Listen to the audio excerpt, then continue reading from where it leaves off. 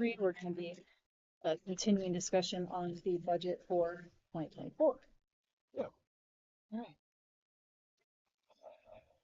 I don't know if we want to, if there's anybody that has follow-up questions based on what we discussed last time, if you want to do that, or do you want to get through all of the budget items, and then if we have time, go back and do some follow-up questions. Do you guys? I had an idea. This, I don't know if you can do this. For the new guy coming up, or girl, yeah. I still call him postman. I mean, yeah, for the new person coming in, if there was a way you could break down a few of the budget items, just for just for them to understand better. You kind of did in here. You did in here already on some of them, but if it could possibly be more specific on supplies, you listed a bunch, but it's like how much or where's supplies? Here it is. Cleaning supplies. Just if you can, I don't know if you can even do that. Like with 20,000 on cleaning supplies, 10,000 on stamps, or whatever. But clear that, and then activities. I just thought it would be helpful to the new person. And then travel and dues. That was just, if you guys don't think that's important, I think it's fine. that just might would possibly be helpful. Yeah, I mean, a line like travel and dues, though, a lot of that goes to mileage reimbursement, and so we kind of base it on what we have spent this year and then what we basically expect to spend next year. So yeah. So I mean, we can say like, I don't know, mileage would be, I don't know, like 20,000. It's probably not, but yeah, but yeah, Excuse me. yeah. So most of that in travel and dues is for reimbursement on mileage? That's kind of what you're saying?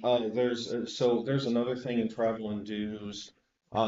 So we pay dues to the Missouri Library Association for any staff who go, and that's it. Like we don't have, like if you don't go to MLA, we don't pay the dues because if we pay the dues, the registration, bless you, the registration is at such a discount that it actually saves us money going to the conference.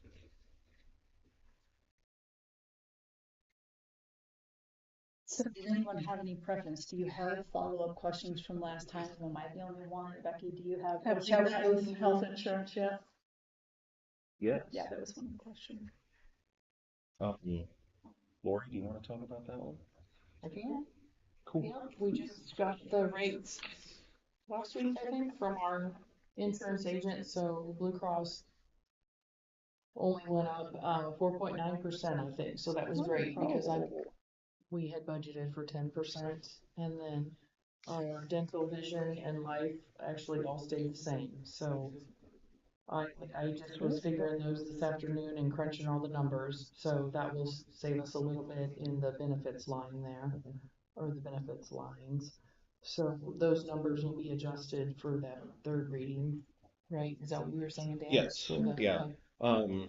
Yeah, and then we'll have the final number for the salary probably next week. So in that third draft, we'll have all of the numbers for salary and benefits. Would you, rather than waiting until the packet of the meeting, I mean, it's up to y'all if you want to check your email, but would you send those out once you update the budget? Would you go ahead and send that out for any of us who like to look at that ahead of time and, Sure. Yeah. Okay. I mean, it won't be much different, but it'll be different. Yeah, the life and disability insurance line will basically be close to the same, correct? Probably. Because you said life Life wasn't didn't gonna go up. change. Yeah, life didn't change. And so dental and vision and health Yeah, insurance. those. Well, it goes, yeah, life and disability though, that goes up because the rates are based on wages and That's salary. right, So that's right. that does increase per year because our wages do. Yeah, so you have to get that one So that first won't before be- you can get the yeah. other one. Thank you. So that won't be across the Yeah. board. The salaries will determine that one, right? Mhm. So you'll have, Well, that, I can basically. I estimate it close enough because it's not a huge expense. But I'm saying it won't be exactly what 2023 Right, is what my point is. right. Yes. But we won't have to adjust that 14,500 on life and disability insurance up, probably. Right.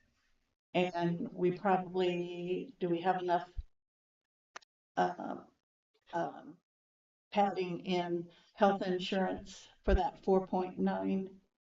Well, they were estimating 10%. Yeah. Right, so we have enough padding in there, so we're not gonna have any surprises of those going up now. No, That's no. great, Yeah. that's great. No. Okay, Yeah, I mean, basically, the potential projected that you first gave us of almost a $50,000 increase, basically what you're saying, it's going to be less than that, based on the percentages and numbers that you've received, correct? Based on what we've received so far. Yeah. Yeah, okay. Um,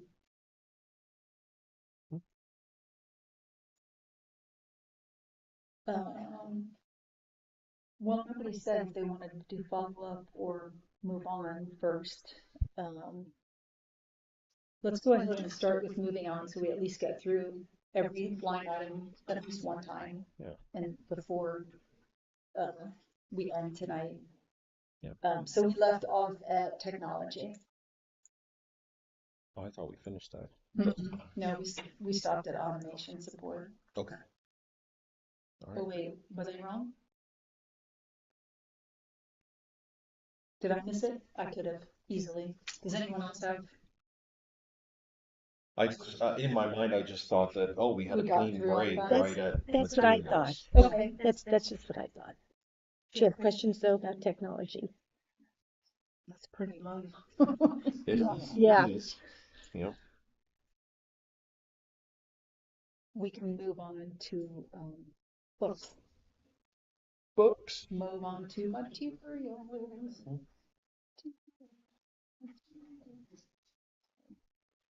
Yep. I mean, it's the same as it was last year. We're on a, I mean, we're on a trend to spend quite a bit less than that with respect to just based on where we are at the end of September. Yes, and part of that is because when Sarah first started, she was not buying at the rate that we had been in previous years. And then when she, learned what's in our collection, what needs to be in our collection, looking at all the branches, she picked it up. And they actually sent us Ingram, our main company, sent us basically a notice like, hey, you're not spending as much as you did last year. So Sarah is looking into that, and she is going to increase the spending to get us closer to that. What, I may have asked this before, when you get so many holds on a book, does that trigger you to buy another copy of the book? It does. So let me think. There's been some. It's usually like the political books. They usually have. I tried to get a copy of a book at this library and other libraries in the city, and ended up having to buy it myself for my book club. And it was just a good World War II, the end of the last year of the war by Susan Meisner. Hmm. And there was this huge wait list for it everywhere I went. And Yeah, that is something that we look at. Nonfiction is tougher okay, because nonfiction doesn't have as long of a life as fiction. I guess it'll last just the same amount of time, but it's usually not as popular as long as fiction. So, like James Patterson, you go to any of our branches, and we've got like a whole section of James Patterson, not a shelf, a section, because right. he's just prolific. Whether or not he's good is a matter of opinion. But but even with that, like his books are read constantly. Right. Like we'll see 60, 70 checkouts on one of his books before we withdraw it, Okay. because it just falls off. It Okay. just falls apart. Nonfiction, we probably wouldn't see 60 or 70 circs before it starts falling apart. So, And on our electronic books, uh-huh. do we have a maximum number of checkouts on an electronic book Yeah. So, and then um, they charge us more or? Hey, yes. So ebooks through Libby. Let's say James Patterson. His newest book is probably 27.99 in hardback for print. If we wanted to buy that in an ebook version, we'd probably pay about $200, and we would only have it for yeah, exactly. And we would have it for either 26 checkouts or 52 weeks. And after that, even if it hasn't checked out 26 times in the 52 weeks, it's gone. Gone. Or if it's checked out 26 times before the 52 weeks, it's gone. Mm. So that's how ebooks are sold in Overdrive. Conversely, in Hoopla, what we do is we are basically we're paying for access to an entire catalog of millions and millions of items. And when someone checks out that James Patterson book, it charges the library from what we've put in like $3.95 or $5.95. We actually set our maximum checkout because they do have some that are like $50 per checkout. We don't want that. We set our max at $5.95.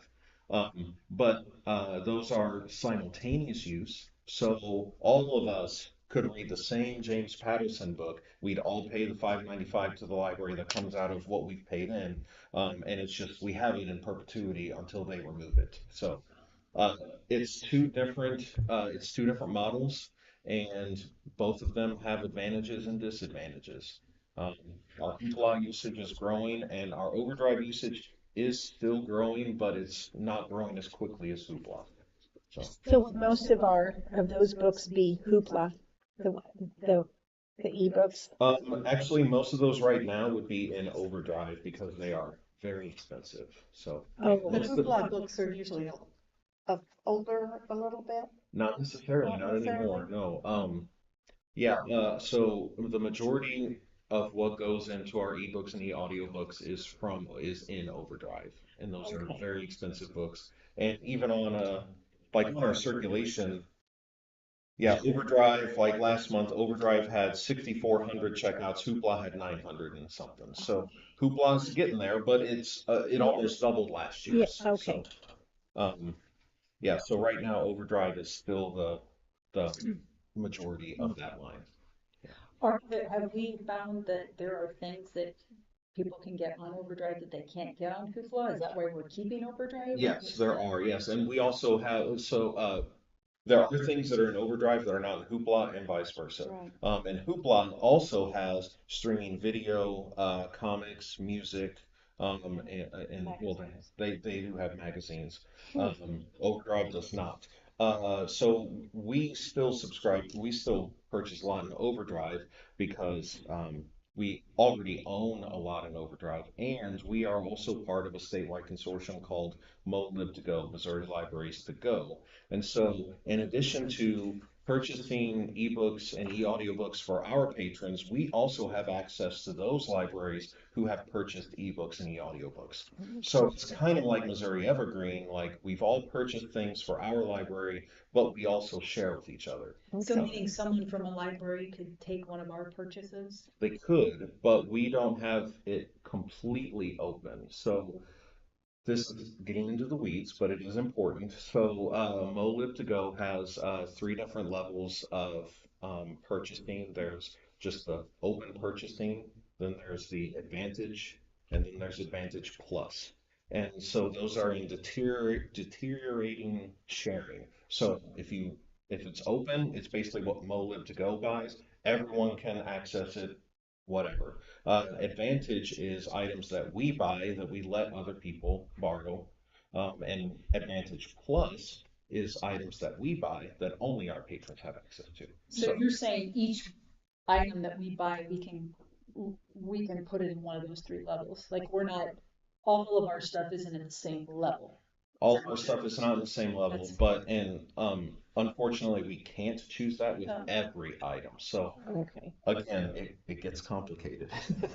But yes, so we balance that. So we want to make sure that we are using our money the best way we can. So when it comes to the ebooks, you're saying the vast majority of this $120,000 budget is to Overdrive. Right now, yes. Like, Yeah. what do you, It was 100,000 or I'd say we're let's spending see, every year we're at 120. I would say probably close to 90. for the year? Yeah. But we pay for Hoopla out of electronic resources, not out of ebooks. We paid for, and this is going to change in 24. So we paid for the access to Hoopla. In that, basically if there was any left over, which there won't be, Right. but Hoopla should be in the ebooks and the audiobooks because it really is materials. It's not really an So electronic are we resource. moving that? In 24, probably, but honestly, with as much as we have in Hoopla, although I want the usage to go up. Right now, I don't see us needing to re-up in Hoopla, but I don't want to count that out Yeah. because it is popular, it's growing in popularity. So Okay. yeah. So I'm trying to think about it. What about media and DVDs? Hmm. We're losing DVD. They're not selling DVDs in as many places anymore. There, but we're still checking them out. We're still checking them out, We are. especially in our smaller branches. Yes. Yes, we still have an active DVD and audiobook user. So users. Yeah, media is still we still have a very good audience for So those. these are audiobooks that they check out. They're on CDs. Mhm. So if they check out an audiobook and listen to it through Overdrive, that's a different kind of audiobook, right? It's an e-audiobook. An Yep. e-audio. Yep. Okay. That's why a few years ago we There it is. changed 671. It wasn't ebooks and e-audiobooks like we changed it to be more representative. So Okay. yeah. So when it comes to the circulation report that you give us Yep. each month, Mhm. are CDs, I'm sorry, the circulation of DVDs, I guess, do we still have CDs or is it just for music Compact or? disc. We have a shrinking collection of music CDs because that is something that People can, yeah. So the question in the circulation, is that Mhm. up in the main part of the physical circulation then? Is It's that in the all it's part in the of? physical, yes. Okay, Mhm. so then Overdrive Mhm. comes out of the ebooks budget. Yes. Hoopla currently comes out of electronic resources budget. Just trying to get my brain here.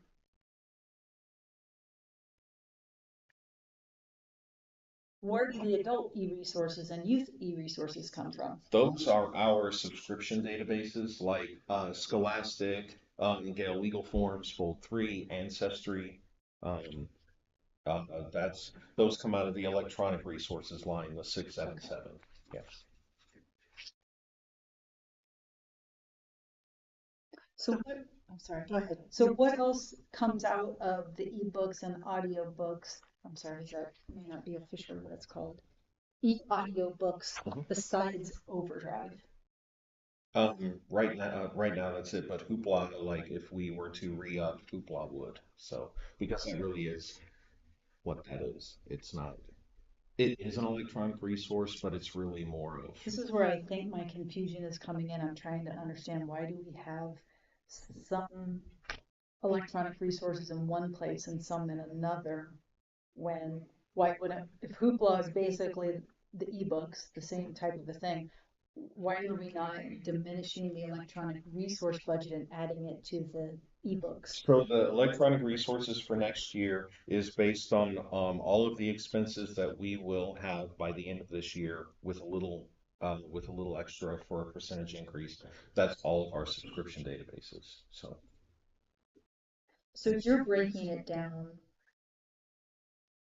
So electronic resources is all based on subscription databases. Yes.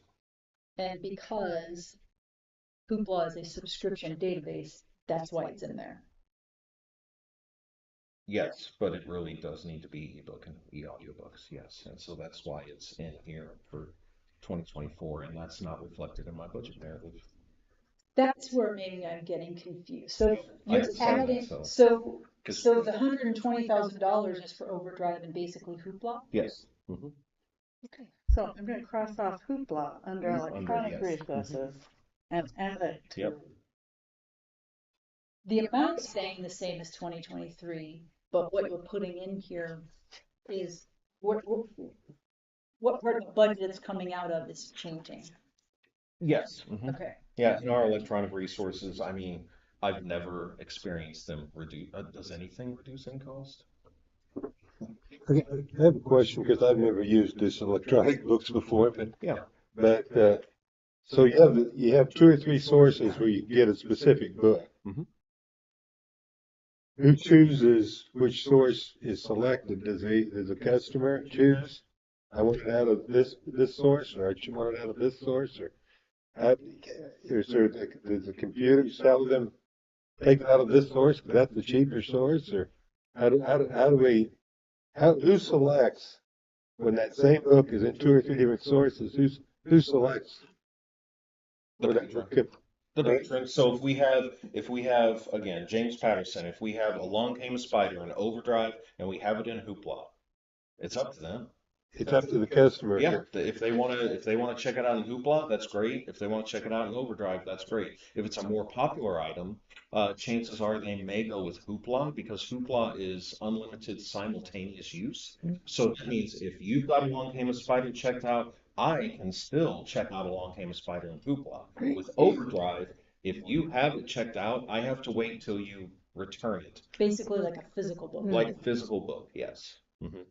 So yeah, it really is up to the patron. And Hoopla, like I said, is access to a huge collection. Like we're basically we pay pay an amount. Well, we pay to be part of it, and then we have access to everything. And when a patron checks it out, the library gets dinged like $5.95 or whatever.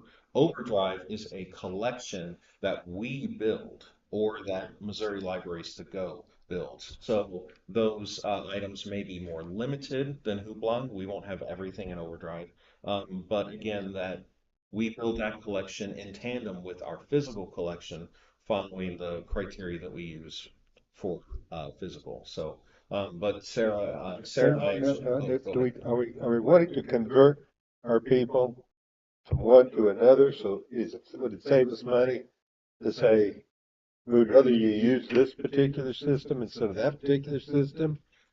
I like having both. Both have advantages. Overdrive doesn't have streaming video, music, or magazines, while Hoopla does. And Hoopla also has an option, like some of their audiobooks, you can choose different narrators if it's been recorded by different narrators.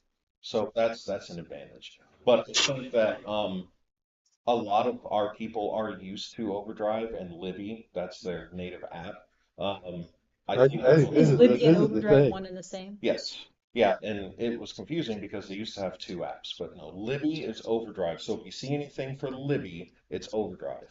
It's yeah. Because people are going to get used to checking out things from one. Hmm. You're going to, and if you discover that another one is a little less expensive, they're still going to, Right. the one that they're used to is one they're going to check out from. True.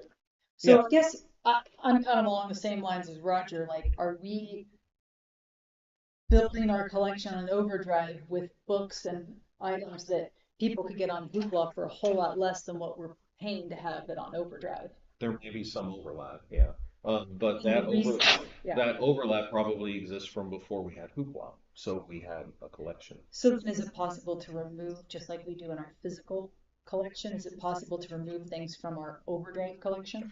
We could, but we would still, I mean, we don't get the money back. The So preference. But wouldn't it go towards a different book?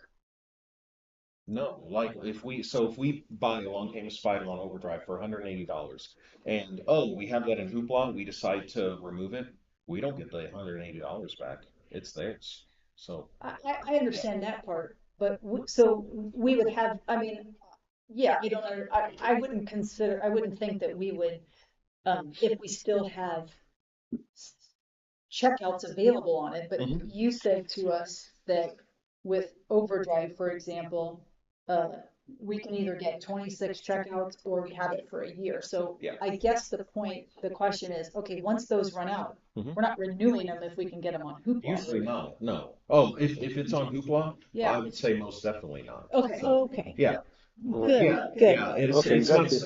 Yeah, it's Ready? not that's what something. I was Yeah, on. Thank you. Yeah. yeah. I understand. We And wouldn't now I cancel. understand where you're coming Yeah, from. we wouldn't cancel it if we still have checkouts available on it, but Right. once those run out, I mean, you guys have that in your system knowing that, hey, this is available on Hoopla, so we're not gonna renew Yeah, that. and if we don't, I mean, Hoopla is pretty easy to search.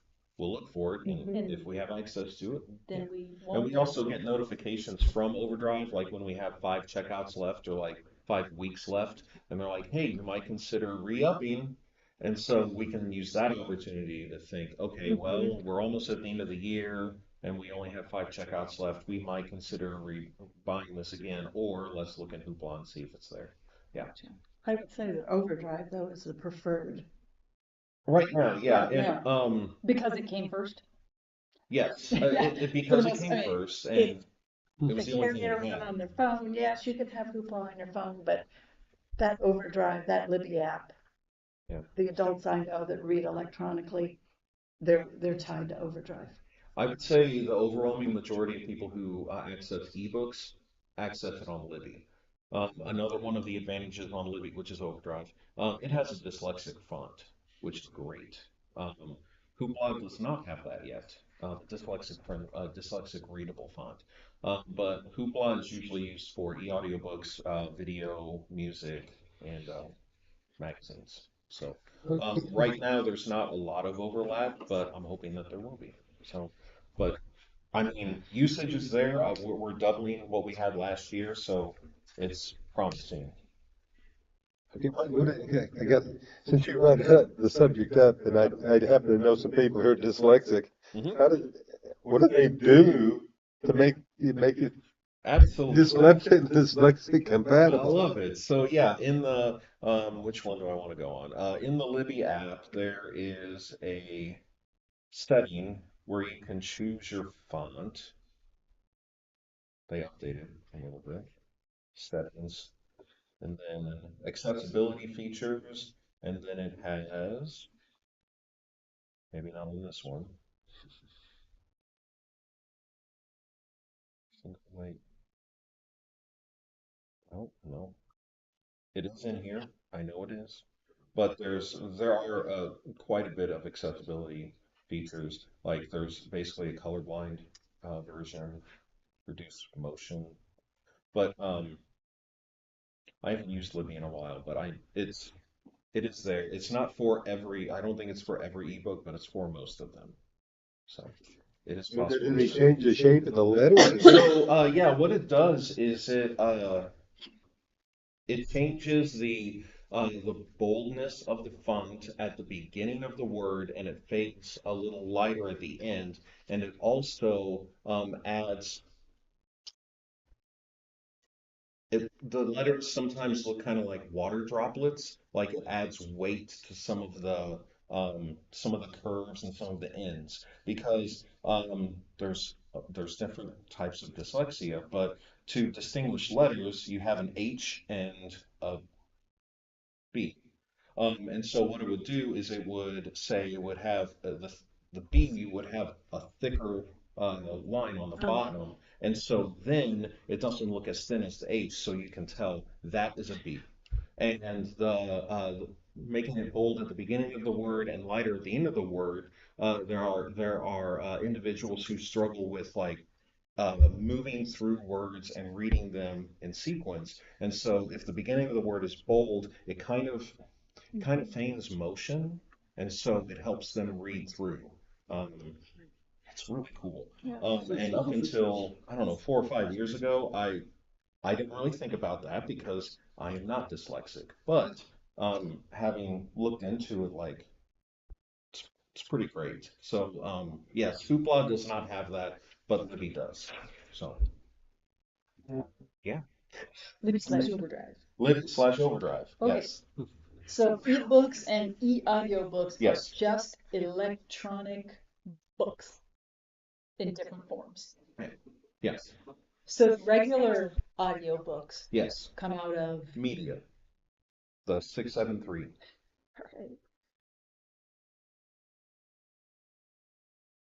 what else comes out of media?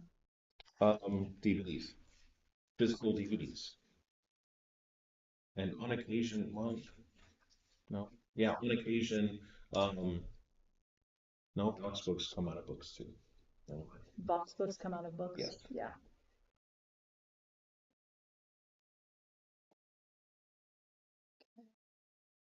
Wow, I'm getting an education Yeah. Great. on this stuff today. Okay, so Overdrive, ebooks, Hoopla, electronic resources, but 2024 moving to ebooks. Mhm. Audio, sorry, adult e-resources, youth e-resources are electronic resources, Yep. along with, you have a list of Ancestry, Volt 3, Gale, Legal Form, Scholastic, Creative Book, Consumer Reports, Universal Class, Tumble Books. It seems like from the usage throughout the year, just what I've been noticing is the adult e-resources are being utilized fairly regularly, but the youth ones have have waned and continue to see like a drop for the most part. Yeah, except for ABC Mouse, that's the one that's really holding strong. The great thing about the youth resources is that there's only one of those we actually pay for. The others are provided through the state library. The only one that we pay for is the Scholastic databases. All the others are provided through the state library.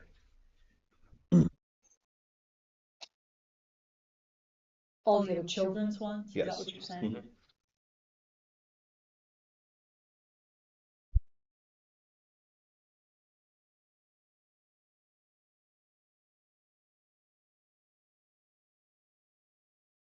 Thank you.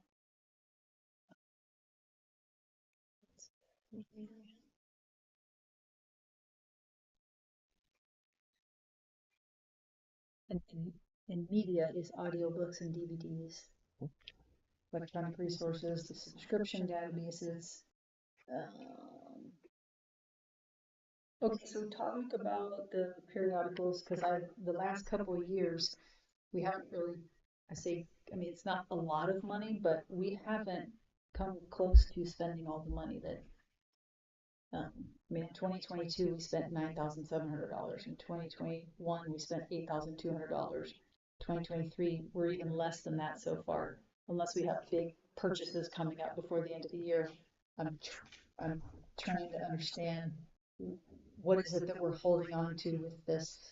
Um, So the amount of that budget balance is well, a lot of that will be taking care of our renewal of our magazines. That usually comes at this time of the year. So okay. and that might be in the November payables. So we switched from EBSCO to WT Cox last year. Um, they were able to give us more subscriptions for basically the same price and stuff and stuff. So what's the padding in there? I mean, you got it at where it's Kansas City, 12,800, but we're not coming close to spending that. And I realize, oh, it's only maybe $2,000 or $3,000, but it's not our money, so I'm trying Kansas to. City Star is very expensive, and it seems like we're always seeing an increase there. Do we take the Wall Street Journal anywhere? We used to, but it didn't get checked out a lot. Okay. So we also have the subscription to Book Page, Mm-hmm. um, and that'll be basically $1,500. So, and we have the local papers that we subscribe to. So yeah, so our total magazines will be about probably about 4,000, and all of our newspapers combined will be about 7,500. A lot of that is the Kansas City Star, and then Book Page, I said it was like 1,500. What are you talking about with local papers? The North Cass Herald and the Tribune and Times. We subscribe to them. Okay, now the Tribune comes to Garden City. I've never seen the North Cass there. Right. We don't have the North Cass Herald in Garden City because it's the north part of the county. Oh, So, okay. yeah, we have the Tribune and Times at 7 locations, and we have the North Cass Herald at 3 locations. Okay, I don't know if Butler has a paper. Maybe they do. Would it be something like pulling a paper out of Butler help the southern branches? I don't know, do they? Or I know pulling that a paper out The of Tribune Quinn? and Times actually covers Bates County now too. Um, I'm not sure there's a Butler I newspaper. don't think there's one anymore, but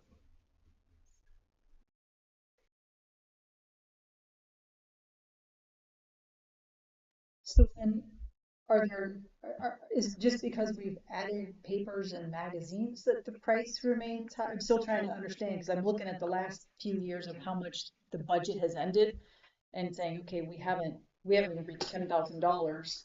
So I'm just trying to get, are we just adding to the periodicals? Is that what we're doing to keep Just one at a this price. number? they are. I mean, they are going up in price. I mean, the whole budget line went down. Well, I mean, like $400, Yeah. right? So you're saying since in the past couple of years, we haven't even hit about 10, right?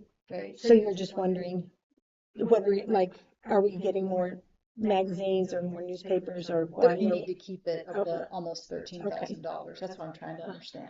I just listed off everything that we paid. We can continue to nickel and dime this, Well, hold but on a second. I've Wait a listed second. everything that this Hold goes on a to. second, Dan. I don't know where your hostility is coming in. I'm trying to understand, looking at past budgets and Mhm. looking at what you've put out, just trying to go, okay, I don't look at this as my money. I'm looking at this as other people's money that I'm deciding where it's going to be spent. So I have Absolutely. lots of questions that I try to get a lot of answers to. I'm not trying to nickel and dime this. I'm just trying to understand. I think the biggest thing is probably the WT Cox because we estimate that, and that's an annual thing. Okay. And there's a huge list of magazines that we have that go to all of our branches. And throughout the year, we make revisions and updates. We get notices. Correct me if I'm wrong, Dan, but we get notices that some have discontinued. So then that goes off of our list. And so, we can right now at this point, we can say 1 year from now, we estimate that our WT Cox bill is going to be $4,000. But over the next 12 months, that is going to change somewhat, and that may be where we haven't spent that in the past. That would be my take on it from being in this position for 21 years. So, um, over the last few years, I mean, we have cost estimated out as accurately as possible for our Kansas City Star subscriptions. We estimate for increases because that's the fiscally responsible thing to do. Well, and that's great. I And mean, I appreciate that. I know you guys do that, but I don't know if you realize we don't see that unless right, you provide it to us or we have to ask for it. So I hear where you're coming from. I guess until you tell me these things, I'm right. just looking at a number and going, here's Mhm. a big pool of what we put in here, but how did we get to it? You know, but I don't. Right, So that's why I asked right. the questions. I understand, So, okay. but we're giving you answers. So then, Right. But at the same time, I'm not sure that the answer to the question of, so we're expecting that the price of everything next year is going to go up about $3,000 for all of the periodicals that we're doing, because we ended 2022 spending less than $10,000. 2023, I realize we haven't done everything there, but we're not on track to spend $10,000. So that's where I'm trying to come and go, okay, I understand padding we things. take, when we do the budget, we take what we're doing right now, year-to-date pace. Yep. So we are looking at that right now. We have the WT Cox bill. We have all of our Kansas City Star bills. This is the most accurate number we can possibly get for 2024. So you're just gonna have to trust that that is the amount. And you're seeing right now that we only have, I know what you're saying, that we've only spent 43%, but our W-2 Yeah. tax bill is a huge part of that 7,500 that's left over. We probably have a couple of Kansas City Star subscription that we're going to get in before the end of the year. So those come in throughout the year. You know, they don't just come in all at Right. one time Yeah. and things like that. So Okay. um, those are, I mean, that's the best estimate that we can do. You know, going on pace with 2023, we do the very best we can right up until, you know, we take, okay, what have we done for these 8 months in 2023? Right. And we analyze that. And we, Yeah. you know, we have, so we, I mean, really, I know you're looking at 21 and 22, but that is irrelevant at this point, like in that line, you know, because we're looking at 2023, what's WT Cox, what do we have right now in magazines and things like that. And that, like I said, they discontinue magazines, that's out of our control. Right. And so maybe $200 or $300 comes off of that WT Cox. That is out of our control. Right. So nothing is going to be perfect. We are not going to come out 100% on our budget lines at the end of the year, but Right. I guarantee you that this is as accurate as we can possibly make it and be fiscally responsible with taxpayers' money. I guarantee it. Personally, I'd rather that we were at 85% or 88 or 90% on these budget lines at the end of the year, rather than having to keep spending meeting time doing budget amendments. And we very rarely have had to do budget amendments. We had one a few weeks. We Yeah. have one in July. In July, but I would rather have 400 or 500 extra dollars in the periodicals. What if a new newspaper did start up in Butler? There is no newspaper in Butler, I checked. Right. Is there a newspaper in Clinton? Well, if so, we probably ought to have As it in far as I Garden know, City. that one, there used to be a daily paper in Clinton. I Yeah, don't, and they're something like still there or that not. could be helpful to the people in Garden City, because there's a lot of Yeah, going that way. But they're only 4 miles from Henry County. right, to have a little bit of, to have 4, 5, $600 padding in there, and if we're fiscally frugal enough that we don't spend it all, that's great. And then does that extra just go in the reserve funds? Yeah. It doesn't disappear. It's not like overdrive. Yeah. Where Yeah. it's gone. No. Or we figure that in the carryover for the following year budget. Yeah. You know, we've got all those numbers, all those analytics, all those forecasts. That's part of what we do. That's part of what we are professionally trained to do. Just like a lawyer, how you said you trusted them because they were a professional. So, And we also have the history, the yearly routine that they draw on. So that's where I'm coming from. You know, our total to be spent, $384,000 on all those things, Mhm. is minuscule compared to what we're spending on lots of this other stuff, you know. And in some ways, we could say a library needs to be spending a whole lot more on books and technology and these things. And but if we're not using it, based upon the past history, but we're going to see an uptick in use at the NRC and Pleasant Hill, and as we upgrade these other libraries in here, we'll see things, we hope, continue to grow, and we need more books. Yes. That's my hope. Speaking of that, can we go to books? We really didn't talk about, so how about half of it is spent on books. Would you guys is there like an average, like for a child's book or an average for an adult book? So how many books? There's about 15,000 per month spent on books. I'm just curious about how many books are we able to add to the library? Because I like books, Yeah. I like hands-on, so I was just curious. Oh man. Well, so I'm wrapping up our state report because we do that every year in October, And I know last year the size of our collection total was 212,000. And this year it's about 218,000. And that does not count because we have consistent weed. Right, right. So I would say that we probably added, uh, we may have added maybe 15, 16, 17,000 books a year.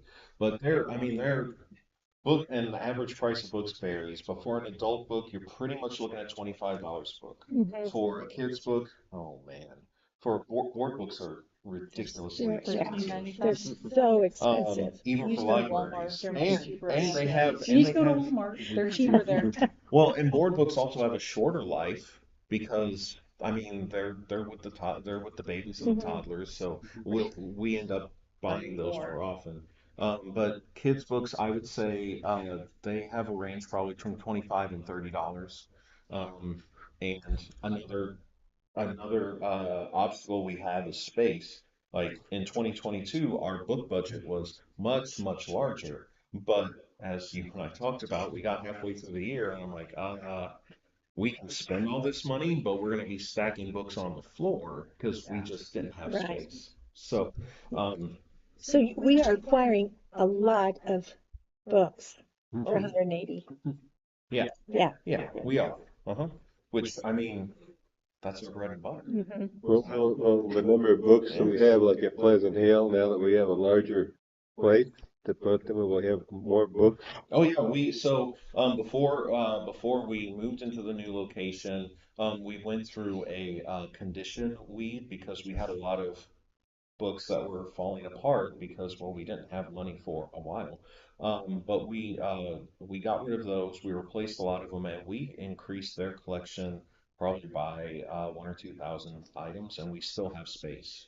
So um, now, I don't want to overload the Hmm. shelves because I think we've got a nice balance of space and materials, but yeah, we have been able to increase that collection. And as you saw in September, like they are just they're yeah, they're booming. So I love to see it. That happens every time you build a new building, though. There's a, It's true, yes, and there's something. it does fade a little bit.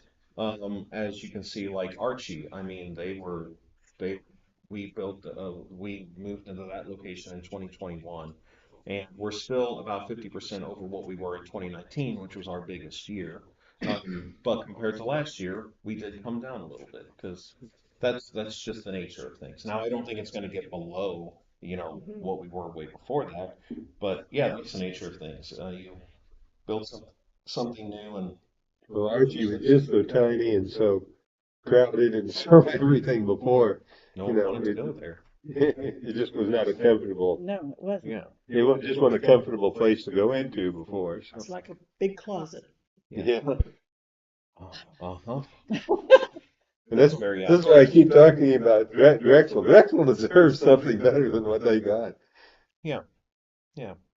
So 15,000 books, if my math is right, comes to $12 average. Do we get like some really good specials We because we order so many? we do get discounts with our main vendors.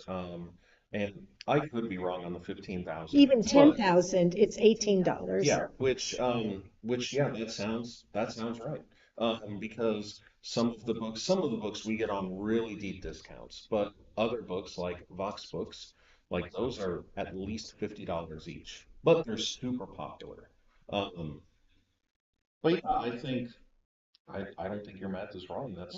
That seems right. There are discounts from time to time, and we try to take advantage of those as we can. So yeah. Are the box, well, how many box books do we have on roughly at Um, this point? Because we've been, I mean, we started it, since I've been here, I'm uh-huh. thinking that's when we Yeah. started I think we got adding them the, in late 21. yeah, So we have had 32, okay. and you don't see them in the branches because they're always checked out. We actually just placed an order for I think 16 or 17 more.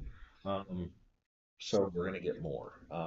But yeah, they are very popular. But the big issue with them is they're hard to shelve Yeah. because the player is on the outside of the book, and Yeah. so they're always like this. So when you put them on the shelf, it'll either crush the player or you can only fit like a few on the shelf. So Yeah. most branches have them on top of the children's shelving, the easy shelving, if they, like I said, If they if they have it see in. them back, because basically they come back and someone else snags it. So it's probably our most popular collection.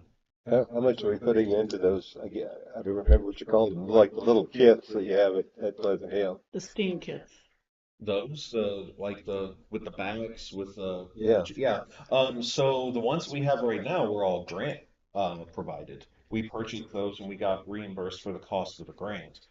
We are looking into creating our own because those are very expensive and didn't have as many cool things as we wanted. The balance of books to things was off.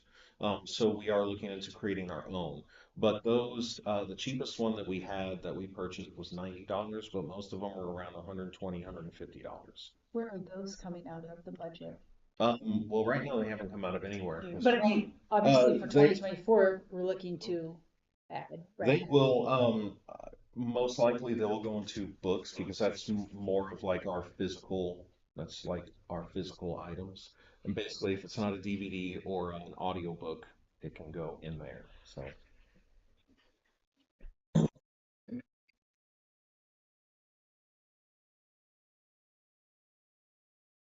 Are there other items that we're seriously looking at?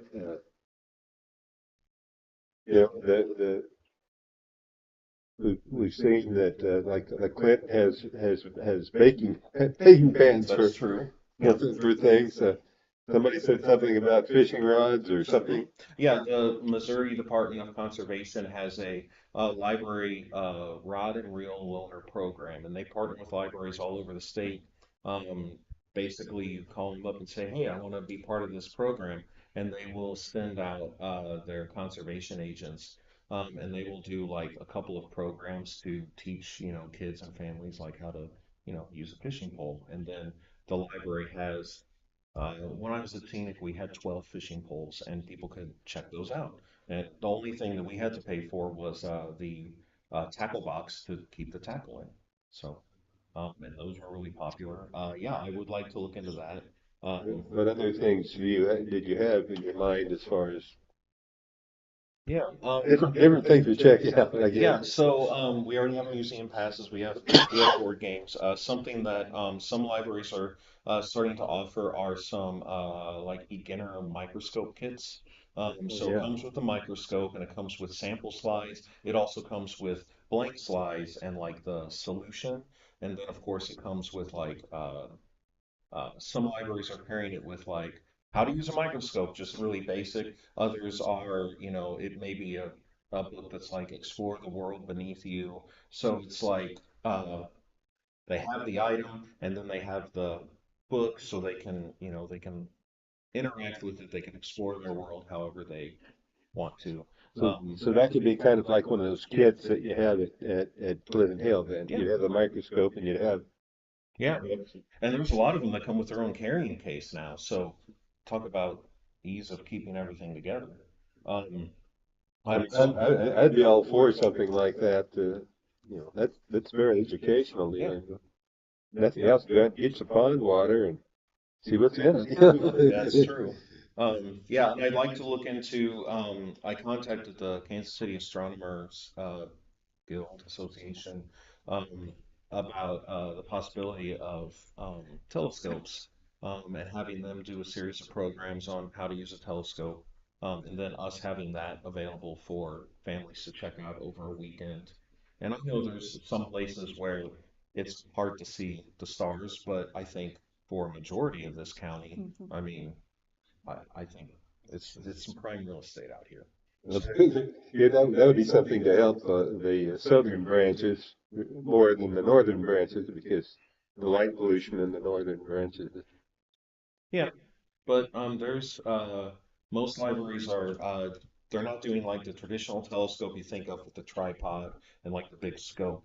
It's more of a tabletop, and it's got a really big tube, That's It's got like a mirror in the inside of it. yes, yeah, Okay. it's a reflection telescope, not a Reflected, refresh. yeah. Yeah, and so you can set that on a table, or honestly, you could set it on the ground and then get down and look in the eyepiece that way. Um, but yeah, that's something else that we could look into. Yeah.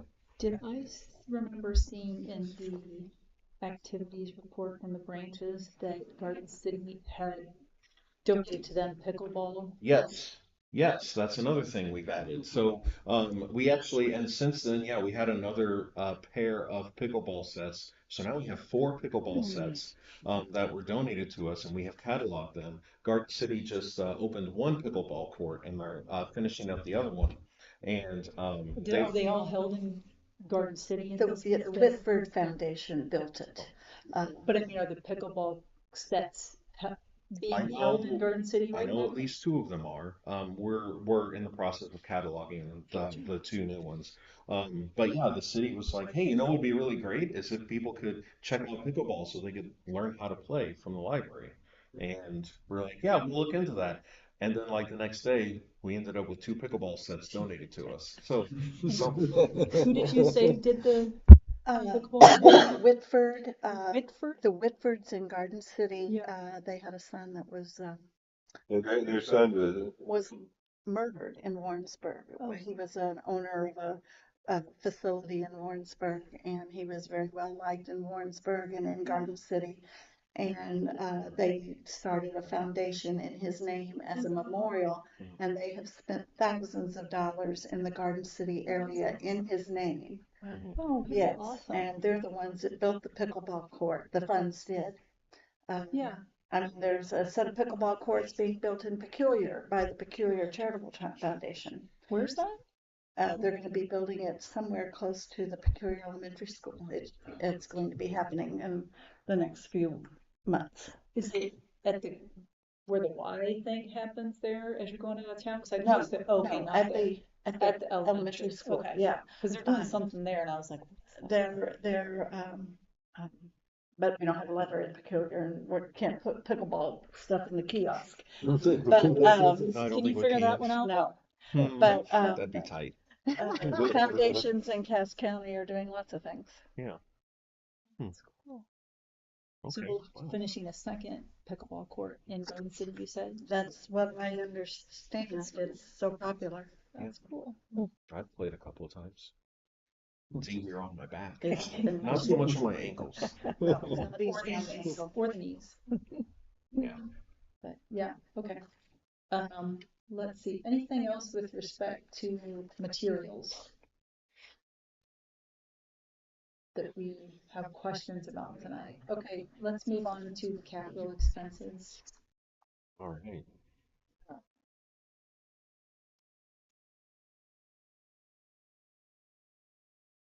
I think I am a little torn on this because, uh, we're talking about doing stuff in 2024 that you had in mind, and yet you're on your way to other things. His bride. So you're on your way to other things, and thinking, do you want to leave some things open for new director to kind of put their thumbprint on what we do in 2024 as a board? I think we should have some cash in there someplace that the new people could at least do a few things. Well, we can always amend our budget Yeah. to do any, to do whatever it is we want. If we don't put something in a particular place now, it doesn't mean it's, this is not a set in stone, as we discovered in July. This is not a set in stone thing. Once it Yeah. passes, we can't do anything with it. But that's something that I've been contemplating since we learned of Dan's departure, wondering about. We do have reserve funds. We've always had reserve funds in the end that, Yeah. if the new person or people or whatever we're going to have here, if they want something, we do have reserve funds that, Right. I think it's also a plan. It doesn't say it has to happen, $100,000 in the budget is reasonable for replacement of furniture at branches if we need it. Um, this is a plan. It could also be a helpful guide to the new person that comes on. It could be a guide. It could be a helpful. And it doesn't say that it has to be done in 2024. There's nothing to be done at Archie in 2024 unless chairs break or, we have to replace some bookcases or something. The 3D printers, what Northern Resource Center's 2025, the things to address in 2024 is Well, I was Drexel and looking at- Garden City. Yeah, I was just looking at our budget, but what his, well, I guess those are the things. Those are the things under branch improvement. Right. Yes. So, yes. And, this is, it's there and it is a reasonable amount. It's a decrease from 2023 on furniture and equipment. This is where we can throw in, our library needs a 3D printer. Wouldn't that be what that would come out of, or would that come out of technology? I mean, we could justify both, but I would think that it would probably go into furniture and equipment more. Yeah, a 3D printer, if we don't have one, we should have one at NRC, we should have one probably at Harrisonville, and with the fabulous place at Pleasant Hill, we should have one there too. I went down to little Carthage, Missouri, and they have a whole building full of 3D printers and such. It was Cool. fabulous. Yes, it's called the Makerspace. How much is a 3D? I'm just curious. I don't know what a 3D. Depends. It So- depends on the quality. Yeah, so we actually have a staff person going through RAPEX Good. program that is going on this week. We pay $450, and at the end, she will know how to build, troubleshoot, and do everything with a 3D printer, and we get a 3D printer. So for $450, that's a great deal because I usually don't think you're gonna find them. you might find a 3D printer Oh, for really? I that, was thinking. but this also comes with hands-on training. So Yeah. yeah, that So and we're I going think to have. It's a way to we get will it in have the one, door. yes, and and I think I think they started offering the class in spring and fall now because so many people want to do it. They offer them over the summer too. Well, there we go. Yeah. Um, I think with kids loving technology, I would think a 3D printer would be used constantly. Yeah. Okay, with furniture and equipment, I'll just think out loud. So Pleasant Hill just got new furniture. Harrisonville got new furniture. Archie got new furniture, and NRC got new furniture, right? So what about if we keep money in there but just cut it some? I mean, if the 3D printer, I thought they would be like $5,000-$10,000. It used to be, right? A sturdy one could be. But what about if we just cut that sum? Unless like, can you give us like some, what do you think? Furniture and equipment has already been cut by 40,000. And both of these lines were informed by branch budget requests. So this isn't just me saying, oh, I want this, I want that. So even though I won't be here in 2024, whoever takes over, they will have all these branch budget requests, and we can go to the branches and say, hey, you know your branch well, this is what you wanted, this is what we can give you. So you were, see, I didn't know that. Yeah, so So you were given a list, so you didn't, yeah. Yeah, I don't have it on this, but yes, every branch sent in budget request. Well, Pleasant Hill That's sent for the in one, furniture and equipment? furniture and branch improvements, because some of it was like, well, like I mentioned here, like Garden City, they want to enhance their room in the back. They want to make it more of a meeting room that has like a partition and like better seating. They don't have new furniture back there.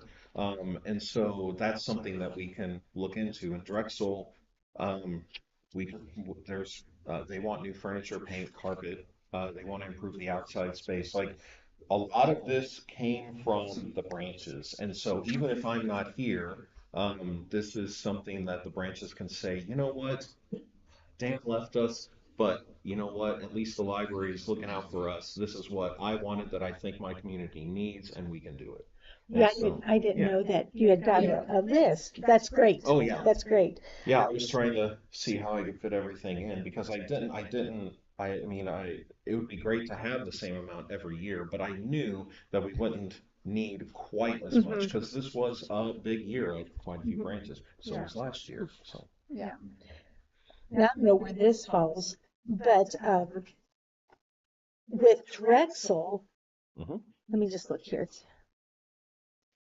Um, did I, s- our landlord's supposed to take care of, I can't remember where I read it, but our landlord, are they supposed to take care of all the repairs? And we do the paint and then do we do the carpet and we do, of course, the furniture and the shelves and all yeah. that. hmm But so we do carpet and paint and all that. Yeah, and they Okay. handle repairs. It depends. How are they doing? Are they? They're fine. It has a new HVAC unit. The Good. only thing is the foundation. Um, but that is why we're month to month. We're not in a full lease. We're in a month to month lease, which is bound by the agreement, but we're just month to month. We haven't been paying Okay. higher rent since 2017. Yep, Yeah. 2017. Yeah. So that has been a point of discussion. It hasn't gone anywhere, but yeah, we're month to month, and it hasn't gotten worse. Right, Roger, stare me down.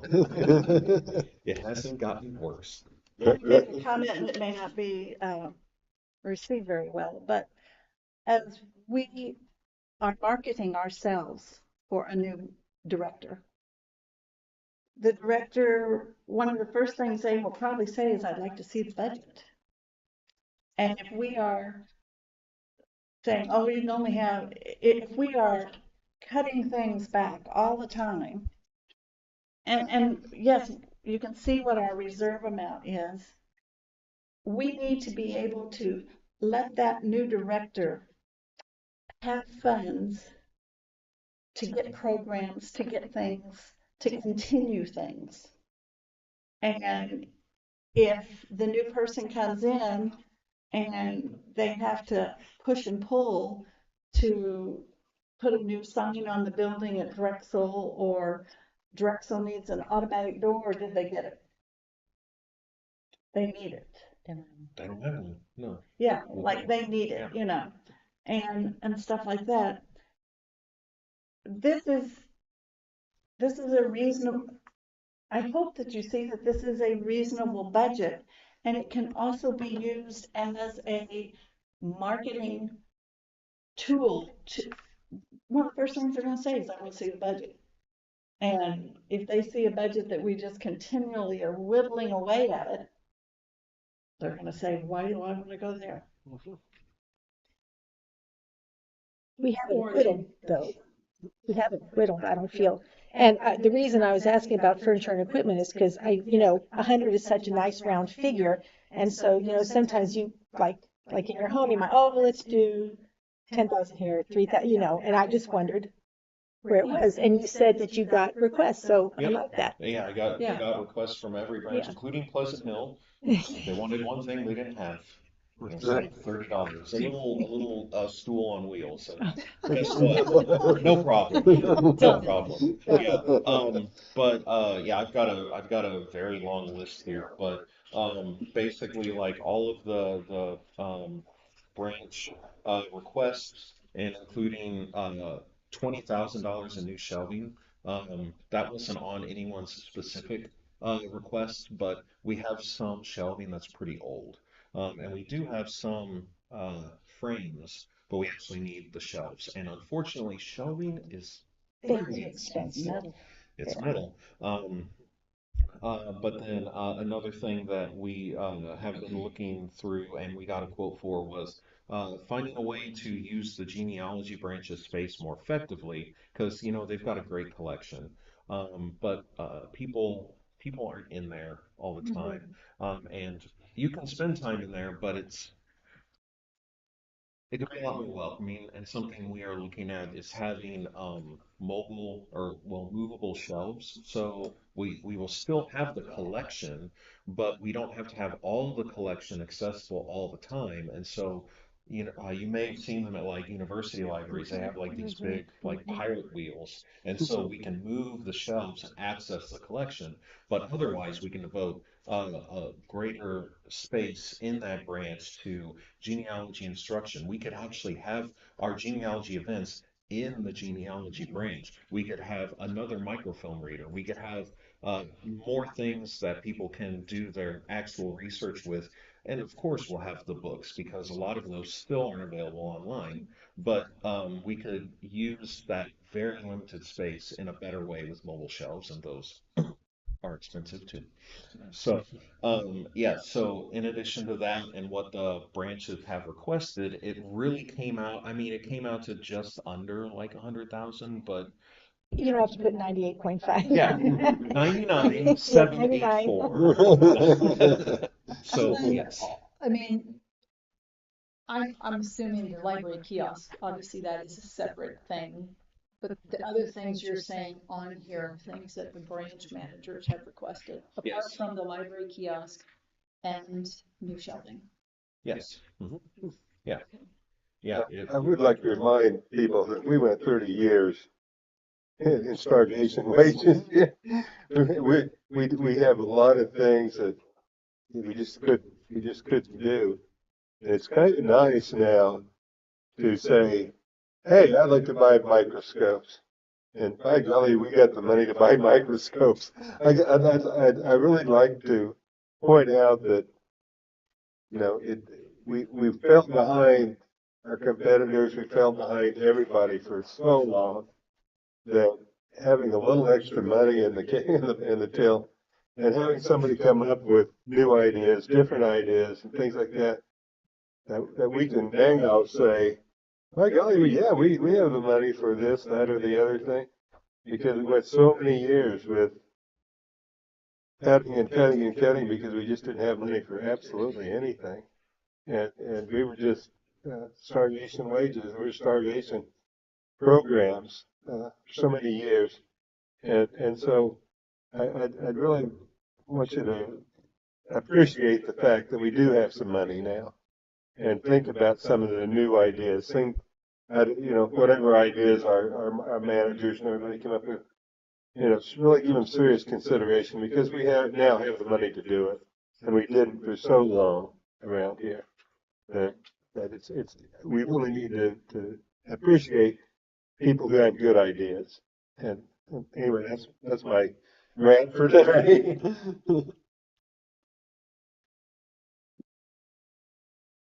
Reminds me how much library kiosk. What?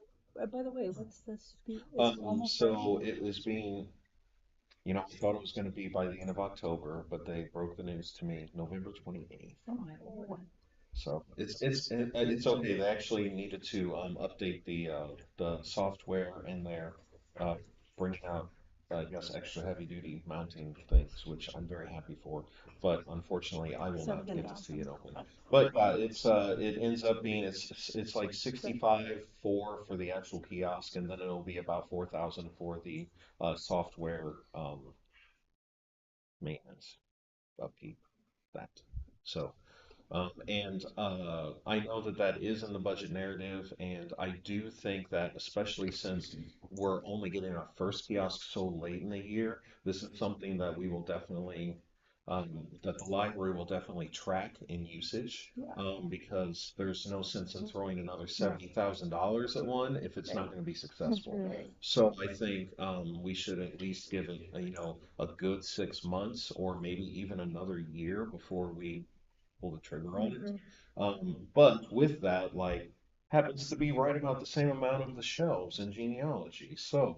Um, Gotcha. So so it's it, kind of yeah, it's in there, but how serious, I guess. I mean, these other things you're looking at are also going to consume Yes, yeah, most of that budget and through what's been requested. right, and boy, if the kiosk is just gangbusters, and we have already updated genealogy, and it's like yes, let's get another kiosk. There is, I mean, there is a way, there is money in the reserve carryover, but I think that that is something that the new director would consider. Like, would we go this way or would we go this way? And I don't think a decision can be made about having another kiosk till at least 6 months in. So, Yeah, I would agree. because yeah, I don't Yeah. want to. Yeah. I'm not gonna put kiosks all over the county and then no one use them. So we've got to do it effectively. Yeah. Yeah.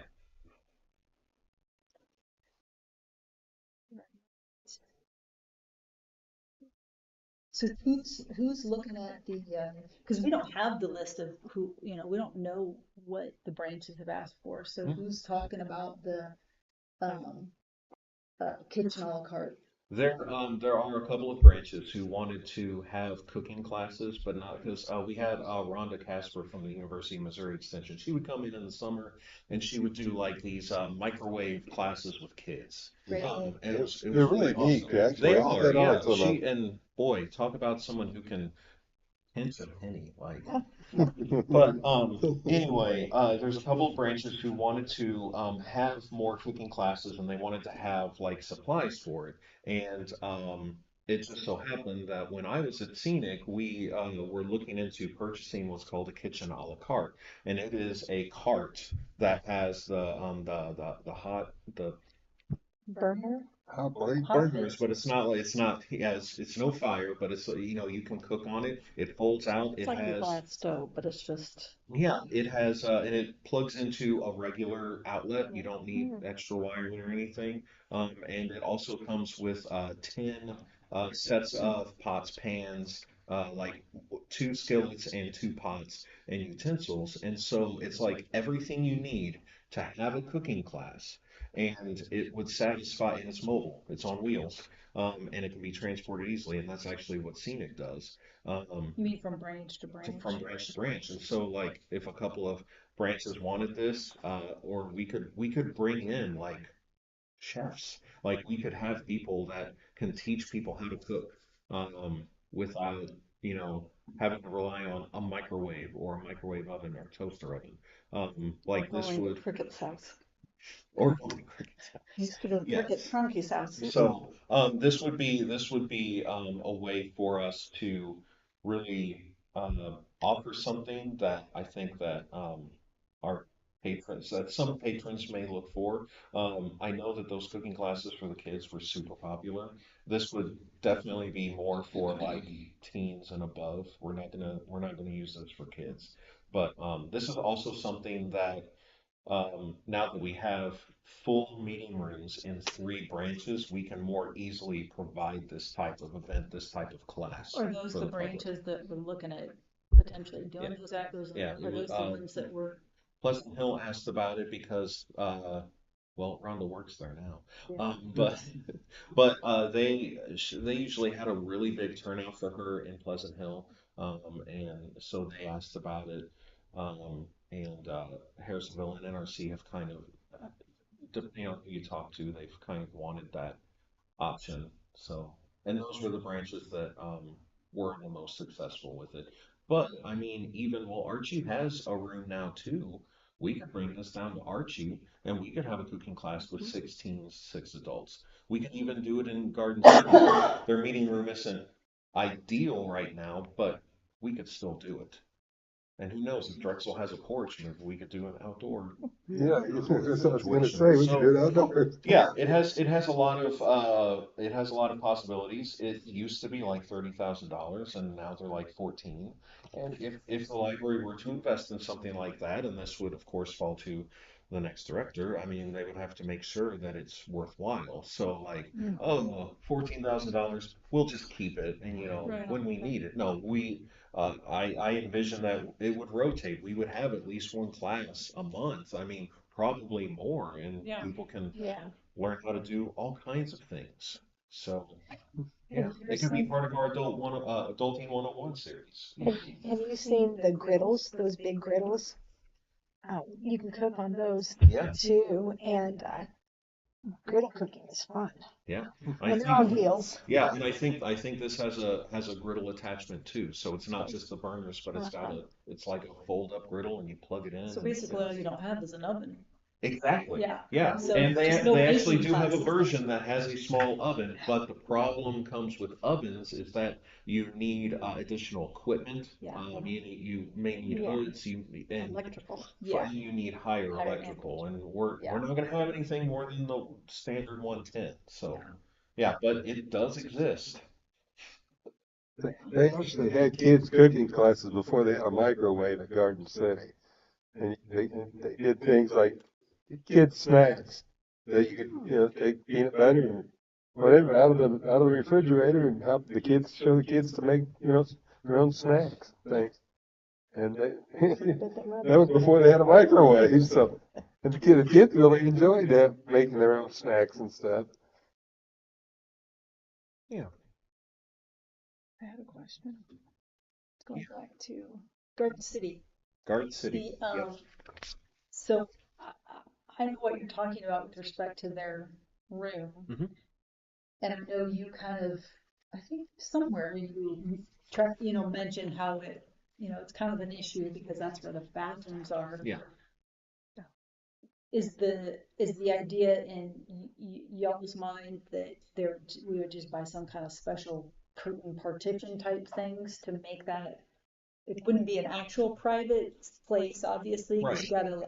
there's no other way to get to the bathrooms. There Like, isn't. I No. didn't think so. I was trying to remember, I haven't been there in a while, but I was trying to remember like Yeah, you the just other walk in way, and it's but just in the yeah, corner. Yeah. yeah. Yeah, the restrooms on the It's Garden City is at north, south, east, and west, so it's hard to say. But you go through the door in the office, and it's just Yeah. right to your right is where the restroom is. yes. So before we got to the new location in Pleasant Hill, and when we rearranged the space to have all the shelving on one side and then have an open spot on the other side, we actually purchased a partition that would basically make it not private, but if they wanted to show a movie, they could just spread out the partition. It would go the whole length of the wall, and then there's a space. It's like a programming space. Now, unfortunately, it's too tall for Garden City. How funny. I know. Well, I mean, I thought that it was, but the ceiling in Garden City, it kind of goes down at a slant, and so it doesn't fit. I didn't But realize that. I've been in there a lot of time. I didn't realize it's not the floor. that. No, there's so yeah, the ceiling is not as tall as it is. It's not as tall in that room as it is in the rest of the library. Still a great library. But yeah, it cost us, I think it cost us like $1,200, but it's like it's soundproofed too, like and you can tack things on it if you wanted to. But it's on wheels and it just takes one person to unhook and spread out. Like it's a really great option. Well, it seems like it would be nice for whoever's doing a program, you could kind of have that, not that you're gonna not have people walking through to go to the restroom, but kind of just have that space where, I don't know, sometimes you can get distracted when you see someone Absolutely. and you're right in the middle of something and that catches your eye and you lose your train of thought. So I Yeah. think that would, Yeah. I was just wondering if that's what, I couldn't remember where I saw that. Yeah. We actually have it here. It fits in every branch except that one. Except, Oh, wait, actually it doesn't fit in Drexel either. Drexel's got the lowest ceilings. Is Drexel the only place without an automatic door? Do all the Yes. other branches have okay. Yeah. and we're really the only place that doesn't have an actual meeting. Right. They have I mean, they have nothing. yeah. But Yeah. I was trying to think, all the other branches have something that, They do. I mean, this is kind of not library owned, but Right, but but we have lots of downstairs, spaces yeah. downstairs to, Yeah, Drexel is now the only place that doesn't even have any kind of like separated space. but they seem to do, I mean, like, I read like whenever they have like their movie times and Their things like that, their they movie just nights, seem their like, adult programs yeah, I mean, are it just great. seems like Yeah. people just come no matter what. I mean, To those certain it's the things. place to be. Yeah, people watch movies there. They any of the programs that Ellen puts on for adults, like she's got the people in there. So yeah, They really utilize what little space they have. yeah, they do. They have a kind of an open area there that you're surprised that they have it when you walk in. Yeah, yeah, they have to get creative. Like when Amber has a teen program, they will move the bigger chairs. They'll move it back into their backs, like back work area because then they have more room to have the teen event. But it works for them.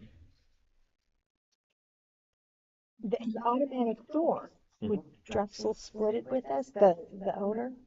Um, Or would we have to so pay for all we that? can do that, or what we could do is there are automatic doors you can now buy that you can actually like take with you. Take rid That's of what we it. did here. So on the That building's not ADA compliant at all. yeah, We live there, you we're know, grandfathered in. and that rock out front, people have broken legs in front of it, and Yeah, it yeah, and that's why I want that to be it's a a priority. focus. And I'd really like to talk to them and get it done. So the patio Yeah. furniture. Okay, well, we're kind of out of time. We've at least gone through everything. I don't know. I still have some more questions. I'm kind of toast for the night, but I don't know if anybody would be interested. Maybe it's only for those who um, want to. I don't want anybody to feel like they had to. Maybe have another one more before we um, actually are presented with the budget that we want to either approve or not approve. I don't know if anybody else would be interested in that. And what are we doing about this? Um, I think at this point, we're gonna hold on that. Um, Even though, okay, and we just won't and meet our strategic plan. well, I mean, like we say, it's fluid. We have an extenuating circumstance. Um, for the pop, Don't worry about it, don't worry in about your it. bag. Um,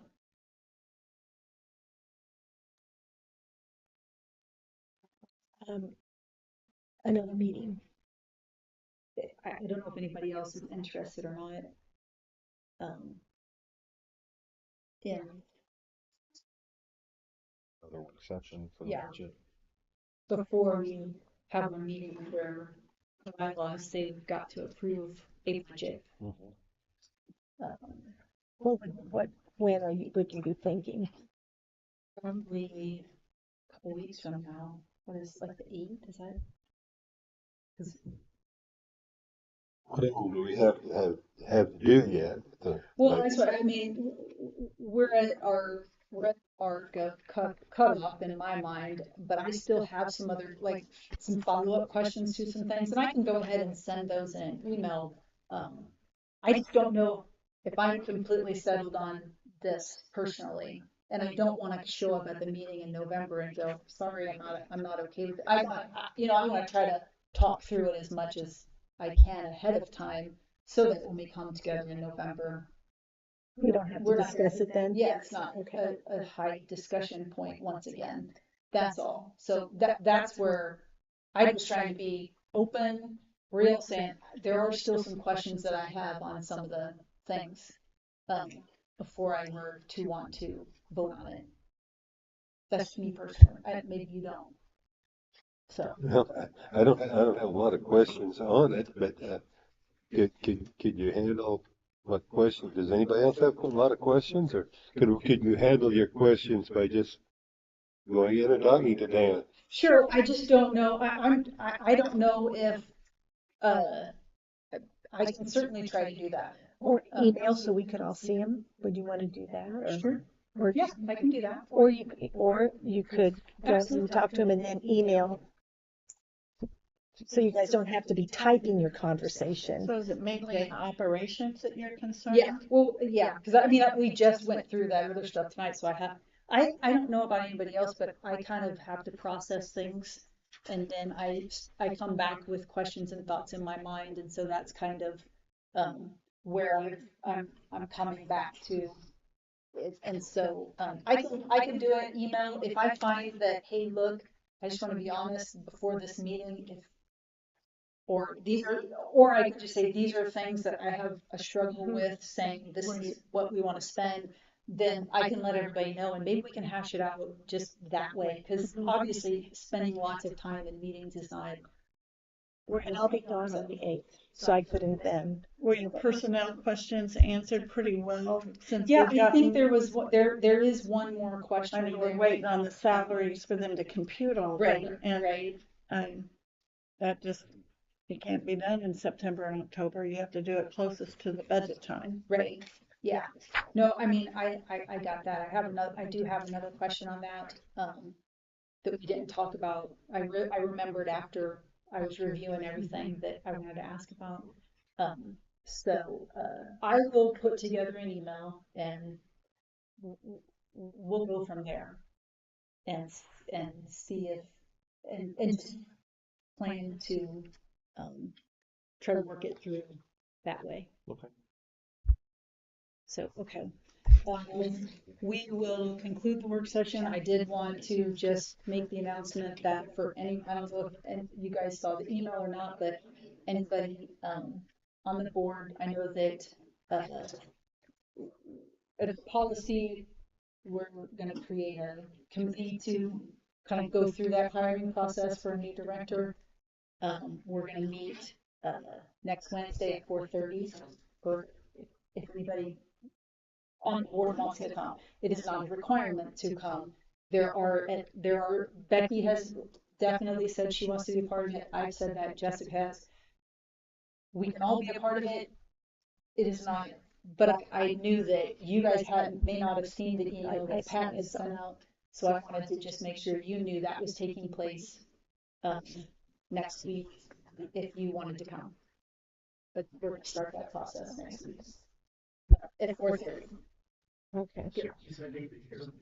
Here at Pearson Hall, yeah. It'll be posted. So, all right, we'll be done for the night. I appreciate y'all coming. Thank you. Thanks for talking.